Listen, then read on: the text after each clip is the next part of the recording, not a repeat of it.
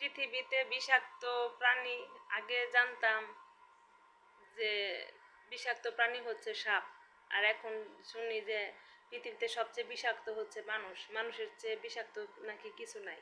এটা অবশ্য ঠিক কথা, এটা অবশ্য 100% ঠিক কথা যে মানুষের থেকে বিষাক্ত আর ভয়ঙ্কর আসলে পৃথিবী থেকে কিছু হইতে পারে না। আর মানুষ এত খারাপ হয় কেন বলেন তো শুনি। আর আমি আমি সত্যি নিজেই বুঝি না যে মানুষ এত খারাপ হয় কেমনে, কিভাবে এত খারাপ হয়। মানুষ, ভগবান মানুষকে এত খারাপ করে পৃথিবীতে পাঠায় বা কেন? কারণ পৃথিবীতে তো কেউই চিরস্থায়ী না, সবাই একদিন মারা যাবে।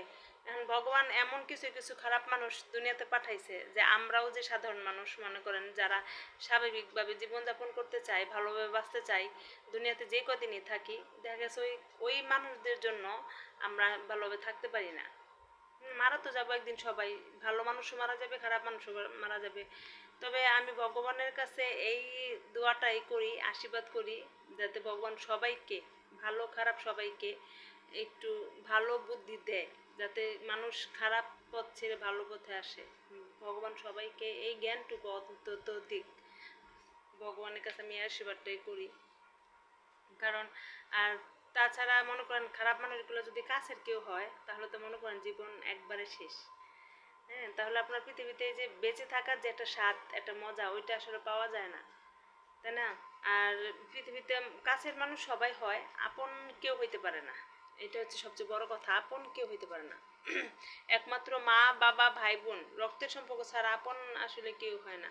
আপনি যারেই আপন ভাববেন সময় সুযোগ বুঝা ওই মানুষটা একদিন আপনার ছুরি মেরা দিবে, এটাই হচ্ছে বাস্তবতা। এখন যা হইতাছে দেখতেছি, দেখি, এবং ফেজও করছে অনেকবার এরকম, ফেজও করছি।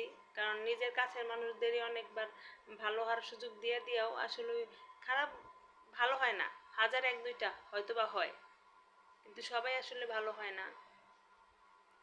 মানে কি আর করা যাবে, জীবন তো এইভাবেই চালায় নিতে হবে, কিছু করার নাই, কিচ্ছু করার নাই। তবে পৃথিবীতে সবচেয়ে বেশি আপন নিঃস্বার্থ ভালোবাসা যে আপনার ক্ষতি চায় না, সে হচ্ছে একমাত্র মা বাবা। ওদের ভালোবাসায় কোনো ভয় নাই, ডর নাই, কোনো ক্ষতিরই নাই।